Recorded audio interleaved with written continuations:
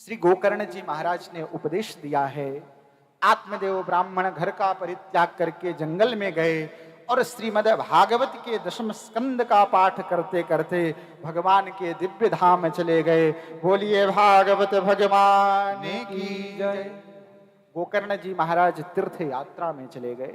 धुंधकारी घर में अकेला हो गया, स्वतंत्र हो गया।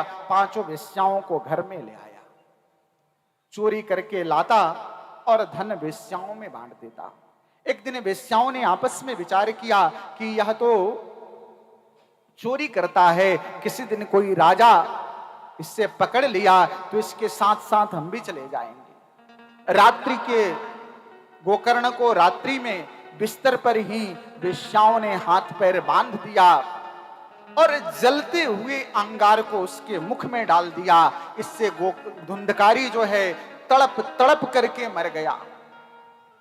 धुंधकारी की मृत्यु हुई। धुंधकारी पिशाच योनि में चला गया।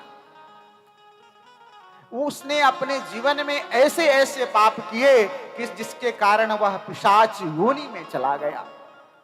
गोकर्ण जी महाराज गया में थे। उन्हें पता चला कि मेरा भाई था, मर गया, तो गया में उसके लिए श्राद्ध कर दिए। गया के श्राद्ध का बहुत बड़ा महत्व है। गोकर्ण जी तीर्थ यात्रा करके अपने घर में आए।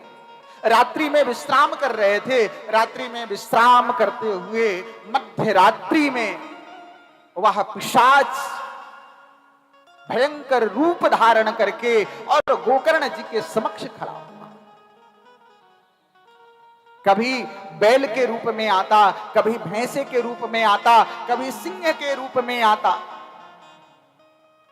गोकर्ण जी उठे, हाथ में जल लिए, गायत्री मंत्र से अभिमंत्रित किया और उसके ऊपर डाल दिया। वह प्रेत बोलने लगा।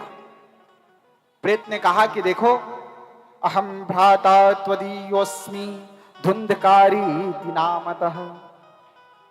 भैया, मैं आपका भाई हूं, मेरा नाम धुंधकारी है। मैंने अपने जीवन में अनेक पाप किए जिसका कोई प्रायश्चित नहीं है। मैं पिशाच योनि में आ गया हूं, मैं तड़प रहा हूं, मैं जल भी नहीं पी सकता। आप कृपा करो, आप मेरा उद्धार कर दो।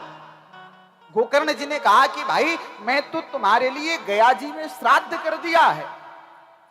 वह प्रेत कह रहा है, वह पिशाच कह रहा है कि मैंने ऐसे बुरे कर्म किए हैं, गया श्राद्ध शतेनापि मुक्तिर्नैव में भविष्यति। गया में एक नहीं, आप 108 मेरा श्राद्ध कर दो। मेरे पाप इतने प्रबल हैं, फिर भी मैं मुक्त नहीं हो पाऊंगा। मैंने बहुत अनाचार, मैंने बहुत कदाचार, मैंने बहुत पापाचार किया है। मेरे